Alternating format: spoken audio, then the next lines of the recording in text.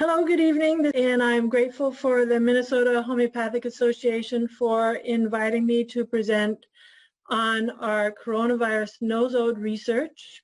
And this is a review of the work that we've been doing for the last 6 months.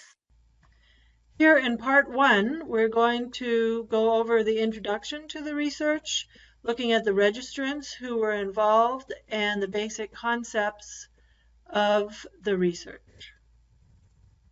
And I'm speaking on behalf of Free and Healthy Children International.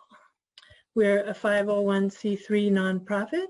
Today's lecture is going to be looking at the research design, the number of registrants we have, and the follow-up, looking at proving symptoms coming forward from the coronavirus nosode, looking at prior or previous and active cases and those who are exposed, and looking at the remedy response outcomes for that, overall health outcomes, and then we'll finish with question and answer once I'm done. Our research team is identified to the right there. We had 14 people on our team, and I am truly grateful for everybody's participation in it. And I'm hoping that you guys are going to be blown away by the research because what we've done is so amazing. It's the study of the effects of Nova-CV-1M in dilution in relationship to COVID-19 disease expression. This is the largest homeopathic proving ever done, and it's a real-time prophylaxis application in an epidemic. And we do have improved health outcomes and no adverse events. And we've made many mistakes along the way, and we've hopefully fixed them as we go forward. So our research goals is to determine the safety, effects, and efficacy. So the effects are like proving symptoms, what are the immunological responses, and so on. The efficacy is, does this prevent disease or not? And the safety is, who are the recipients, what is their previous health status and age, and how do they fare through taking the remedy like that. And we're using a 1M potency. I'll talk about that in a little minute here.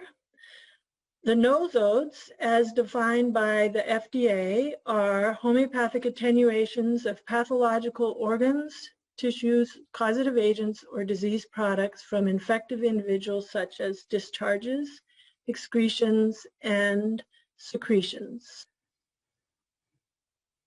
Coronavirus was first identified in China in December 2019. In January 2020, 13 samples of the pharyngeal swabs and lung fluid and sputum from active cases of COVID-19 were authenticated and checked for cross-contamination. The remedy Nova-CV was made from these samples that passed authentication, and it's potentized by trituration, dilution, and succussion. These are our parameters and cohorts.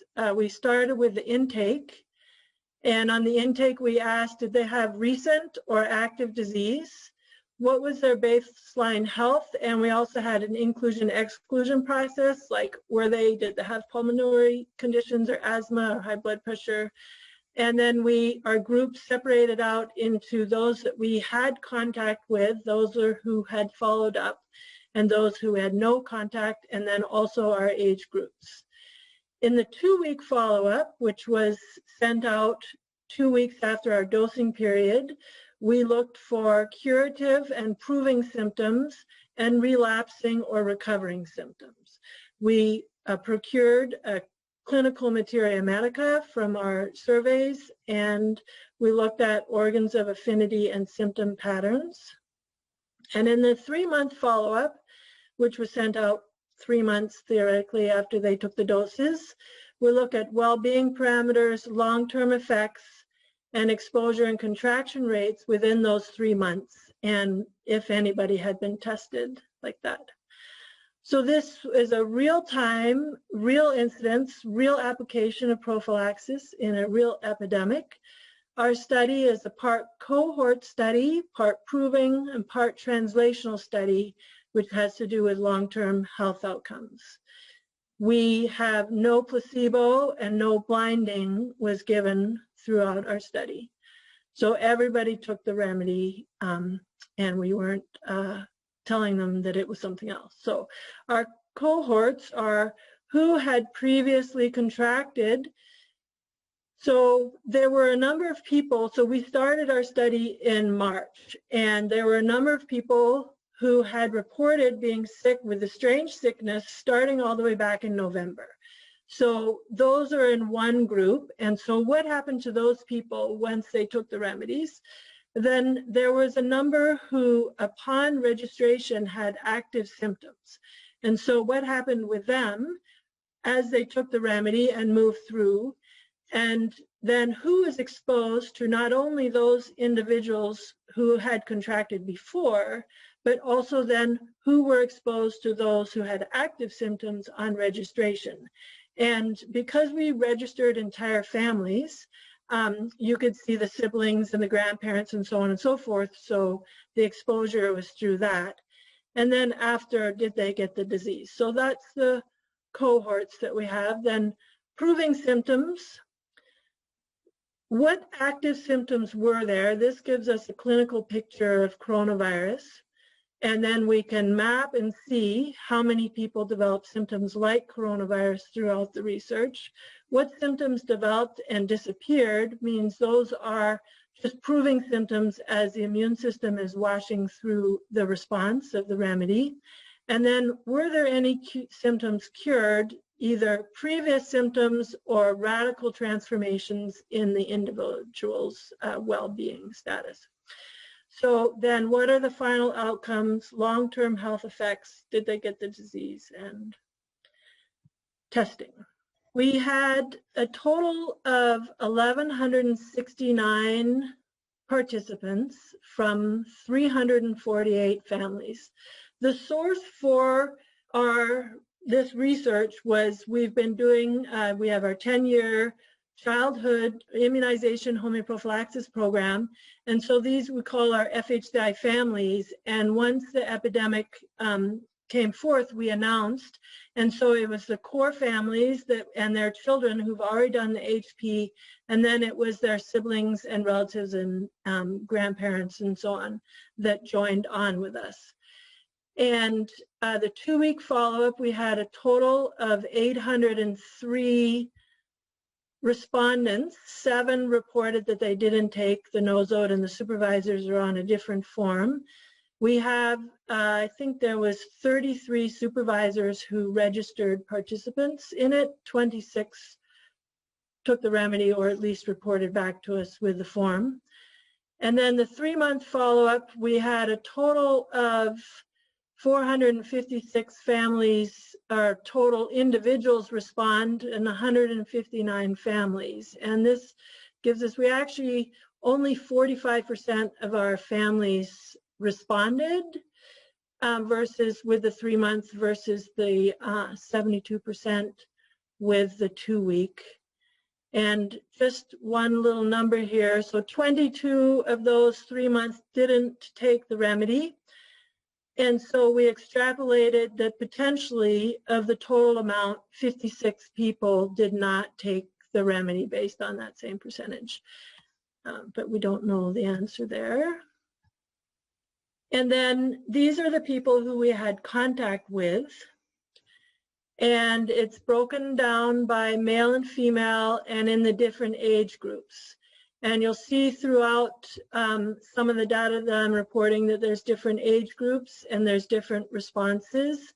And basically there's more female than male in the people who responded, some non-specified. And then we also registered people in the United States, but also in other countries around the world. So you can see that in a minute. So these are the age ranges from the intake, the first slide, the 2-week and the 3-month follow-ups. And you can see that it's usually the parents of a 2-parent household with their young children. This was our core group. And then their extended family, and the ratios remained pretty much the same as we went through from who came in and who not. And we had 10 pregnant women join us, and we had 12 people over 80, so we have follow-ups from 5 of them. So we know 5 of them took the remedy. Our oldest person was 90, and she did amazingly well. And the unborn children, we have follow-ups from them, and there's no issue with the pregnant women. So this remedy is safe for all age groups. And actually, what we're going to look at is we're going to see that the highest immunological or proving responses is in the 30 to 39 or 40 to 49 group, some children as well, but those ones had the most immune responses as the remedy moved through.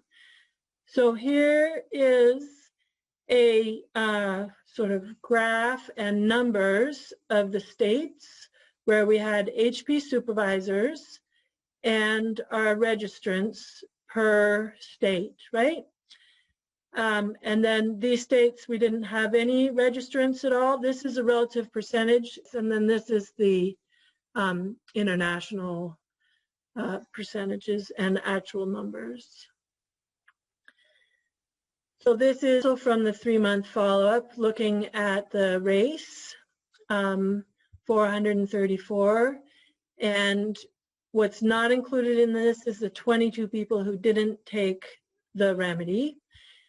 And you can see for the most part it's Caucasian, and then some mixed race, Latino, Caucasian, Jewish. So I want to just overview some concepts, because I'm going to move quite quickly, and we're going to be bringing each of these concepts in. One is the circle of disease. So in a regular proving, you have a substance, and then the person will interface with it kind of on a, there might be a process in the individual, or there may be a physiological process that's activated. But here in the use of a nosode, what we're doing is we're activating an immunological process as a part of the proving symptoms. So what does that immunological process look like? And there's a prodromal period, a chill, fever is going to come, which capitulates the immune system to move towards a discharge, eruption, and some sort of resolution through a sweat. And we're going to see this mirrored. This, if you were to take this circle and put it on a line, then you get the regular bell curve of the disease. So the same as the prodromal coming, and then it's moving towards a peak of the epidemic, and then at some point there's a transformational change, and collectively immunity starts to develop, and this is the theory of herd immunity and so forth. What I want to say about doing a nosode in an epidemic is you're diving into the problem to help activate the seed of consciousness that moves towards the resolution, and that's what we believe we've done, and hopefully it'll look like that. So we also want to separate out the difference between similar and dissimilar. So a similar immunological or proving symptom process is going to show cure for that particular individual, and a dissimilar is just going to be symptoms will come and they will go and they will leave that person unchanged. And both of this is happening throughout the process. So homeoprophylaxis can act curatively, and it can be a dissimilar disease. It's just about the application, is you're giving it preemptively, and if you're using a nosode, you're giving it specific to the disease in question. So we want to keep in mind never been well since concepts, miasm, and latent disease expression. We're going to see that come forward. Also, what is the difference between proving, relapse, aggravation, or activation? So aggravation would be of a pre-existing condition, and activation is a new state is coming forward, right? And relapse is sliding backwards in one's health towards a previous condition, which is different than aggravation. We have our cohorts of before, during, or after, and previous, active, and exposure. These are all words we're going to see again. And looking at epidemic dosing, sort of, we're not going to talk about genus epidemicus. The nosode, as far as we're concerned, covers the entire epidemic and is the genus epidemicus. And use of the nosode is a very easy way to make the practice of homeopathy easy and quick, and for the resolution of all the people who are scared of the disease, have the disease, had the disease, how to recover. It's an amazing way to touch on all aspects of the disease and its expression to facilitate an individual's journey towards resolution. Please be sure to continue on with part 2 of exploring the research in homeoprophylaxis with the coronavirus nosode.